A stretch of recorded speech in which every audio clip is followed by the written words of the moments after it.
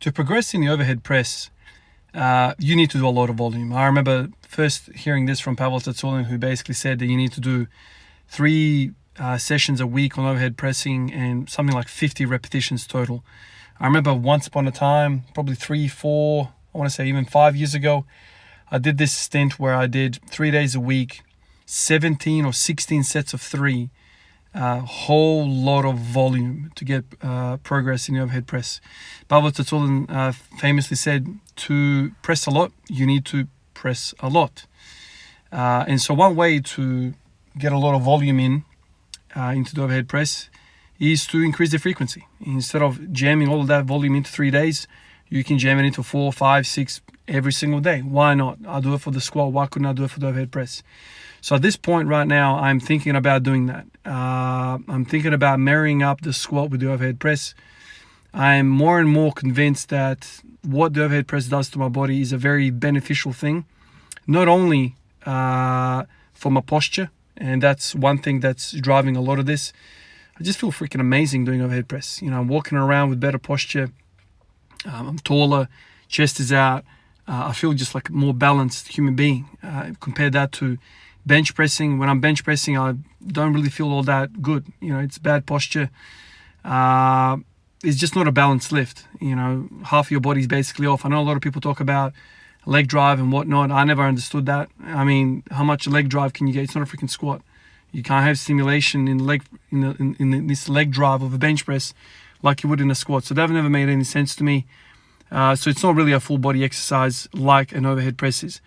Overhead pressing is stubborn, and a lot of us have, pointed that out, that it's really difficult to progress that damn thing. Lots of small muscles involved compared to the bench press. There's a lot of crossover, but the pec muscles are much, much bigger than, let's say, the deltoid or the traps. I don't know. It just seems to be a whole lot of smaller muscle groups involved in overhead press. And the fact that you are raising this bar over your head, it changes the center of mass. It basically shifts the center of mass, and it challenges you in that upper back portion. That effect is what I'm chasing. When I'm doing these overhead presses, I'll be honest with you, I don't really feel anything other than my upper back. It's not even the traps, it's like that rhomboid region. I almost feel like they're locking in, almost feel like it's a cramp. And honestly, I love the feeling. Right now, I'm talking to you guys, I feel like I'm in a better posture. So, squatting effects to the side, this is a good everyday movement for people that just want to be better at life. You could throw in deadlifts into that mix. You can throw in overhead pressing into that mix, squatting. There's these movements which don't carry over just to getting stronger at those lifts, but they carry over to your everyday life. They kind of fix you. We live in a society now where there's a whole bunch of screens around us. I'm right now talking to a screen. There's a computer in the home, there's a TV in the home, and so there's a lot of stuff, that kind of makes us slouch to a degree, especially the phones. I'm quite active on the phone now. My life has changed in the last year and a half with this YouTube community, with these videos, with this YouTube channel. I'm spending a lot of time on my phone, talking to you guys, making these videos, and you can picture what that looks like. If you to picture me right now, I am basically looking down at my phone. It's that kyphotic posture, rounded shoulders. It's just the way it is. And so if I can do a lift, yes, every single day, to reverse every single day effects of the screen, it makes sense to me. It really does. And the fact that I've heard these greats talk about it needs a lot of volume, I'm like, well, it's a smaller muscle group, therefore it probably recovers quicker than large muscle groups. So in my mind, I'm like, more volume. One of the things the Pavel said is, you basically need a whole lot more volume for the upper body compared to the lower body. Basically, the comparison there is muscle mass. Your glutes, hamstrings, adductors, quads, all of those muscles are massive, and they take a lot more recovery points, a lot more time to recover if you really smash it. Let's say with the same volume you would smash your biceps, your shoulders, and whatnot. So I think it's a good mix. Starting off every single session with that shoulder press, which is going to be almost like a victory pose, spreads my shoulders out, puts me in a really good posture. Tomorrow morning I've got a 5 a.m. right? So I'm almost looking forward to it right now. I'm going to get up, go into the garage, and pick that bar up and basically stretch with it. I mean, how cool is that? And, you know, there's no restrictions. It's not like the squat, you know. It's forgiving. You know, everyone can stick their hands up into the sky. You know, I've never had problems with shoulder mobility. I've never had problems sticking the thing up over my head. You know, that's easy work for me. And if it can carry over to my squat, because it's making my chest proud, sticking my chest out, which is what I'm trying to do with this squat technique, the squat cue that I'm using right now, chest out. It's making my squatting feel good. It's making my spine feel more compact, more stacked. And I've said to you guys, if I can find a movement which feeds into the squat, it carries over some sort of positive effect into the squat, sign it up. That's all I really need. That's how I operate. You know, I've got a goal in my mind. That's kind of the first tier goal in my mind. And anything that contributes to it heavily is part of the team. It's part of the mix immediately. That's how I operate. I struggle to do fluff. I struggle with the motivation to do things which are not feeding directly into my goal. So I think the overhead press has a place. You guys know that I've never really had a fond feeling towards the bench press. I always said I feel like I could fall asleep doing the bench press. I'm lying down, for God's sake. Although I do enjoy, you know, what it feels like to have 140 kilos in my hands and, you know, benching that. I almost feel like the 80 kilos that I do in the overhead press feels better to my body. Even though it's a whole lot less weight, it feels better. And I think if I could get to a body weight overhead press, and I don't even know what I'm talking about right now. Like I'm not somebody that's looked into this all that much, but I feel like if I have a overhead press that is my body weight, I think that type of upper back strength would make my squat also better. That's kind of what I'm thinking about it from the outside in. How I'm going to approach that, I'm not sure. Today, basically, I came in and I did a heavy session in terms of intensity. So I worked up to a single of 80. Took me like 5 minutes to get there. Yesterday, I did 60 kilos for 10 sets of 5. And today I woke up and I'm sore in the serratus anterior. I'm sore in the lats. Now, isn't that freaking weird? What is going on there? So when I do pull-ups and chin-ups, things of that nature, any sort of pulling on the bar, I feel like that really high up, what's it called? I've lost the name of the muscle. It's called a little helper of the lat. It escaped me. You guys know what I'm talking about. It's those little shoulder muscles, which looks like a lat, but it's really not the lat. It's got a different name. Whereas I always thought that pulling up, you know, doing a chin up or a pull up would hit the lower lats. It would hit everything. For me, I never felt the lower lats. Overhead pressing, on the other hand, I literally feel my lats like way down, man. Like you can feel where your serratus anterior is. Well, I feel it kind of there and even lower. Really weird what's going on there. So clearly the lat's also involved in stabilizing the shoulder girdle while you're pressing up. So I'm just thinking to myself, man, maybe this overhead press business will help the deadlifter as well.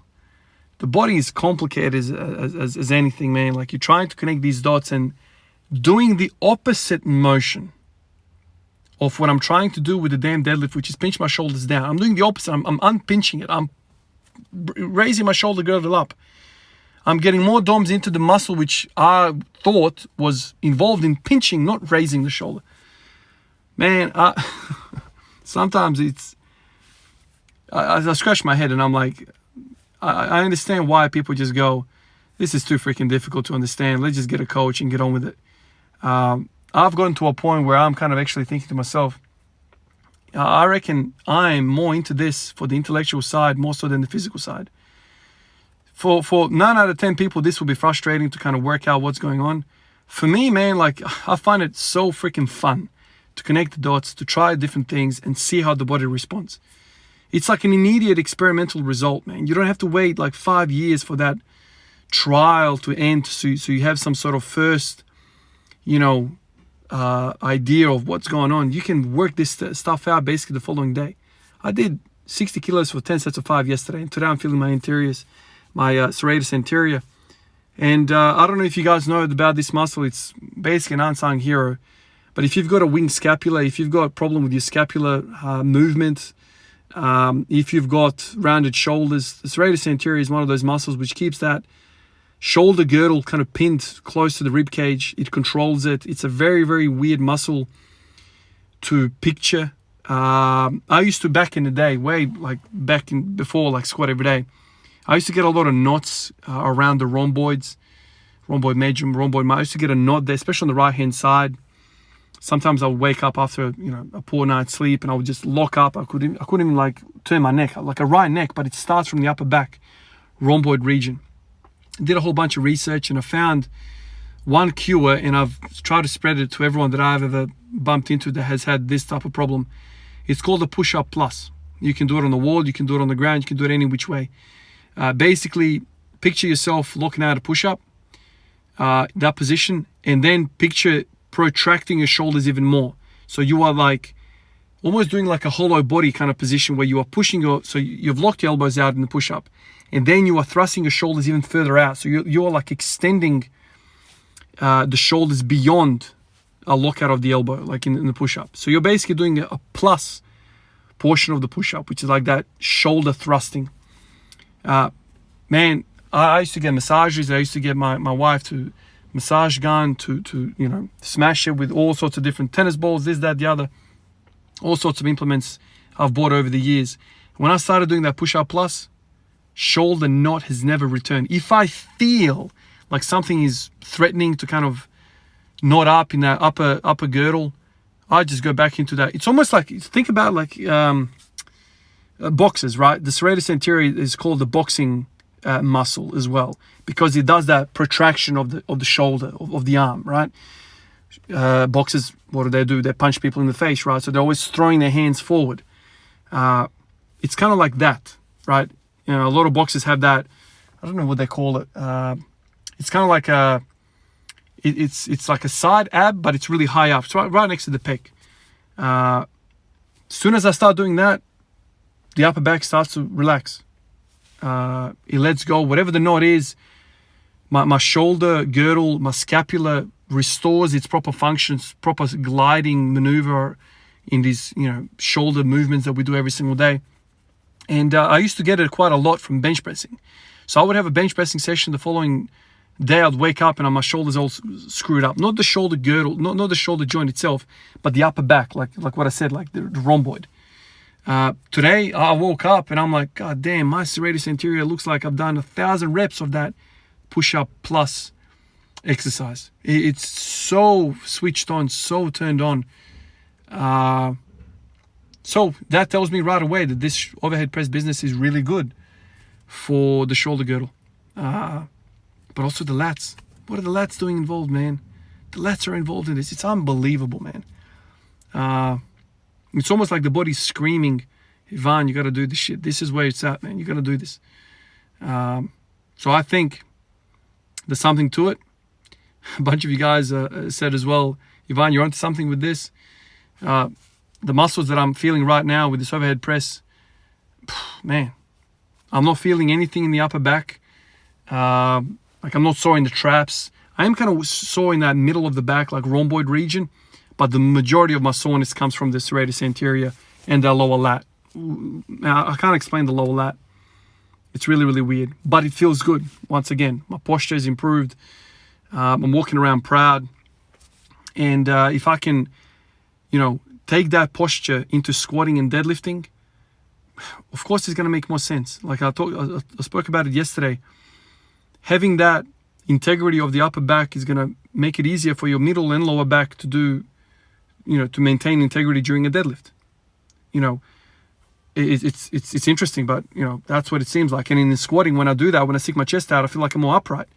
I feel stronger. It's really, really weird, man. Maybe this is what I need to hammer out. And so I'm not exactly sure how I'm gonna auto-regulate these overhead presses. I'm gonna try go for volume one day, go for a bit heavier the next day, and just auto-regulate it and feel how I go.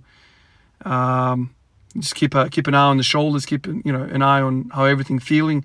If I start getting pain, I'm gonna go straight back to pull-ups and bang out some pull-ups, because that's my go-to. Every time I have shoulder issues, I go to that. So I'm kind of beating around the bush right now with this upper body business. Last night I was also looking at the Klokov press. A bunch of you guys said the SOT press as well. I'll be looking at that as well. I think right now let's stick to the basics. I'm not going to go into an advanced movement right away. Do the basic overhead press, military press, whatever you want to call it, and we'll go from there. All right, guys, that's it from me. Tomorrow is going to be an early get up, morning session. Can't wait to do the overhead press again and straight into the squats again. But I'm feeling good. My body's feeling really, really good. Hips, shoulders, everything's feeling good. So I'm in a good space right now. All right, guys, I'll catch you guys in the next one. Peace out.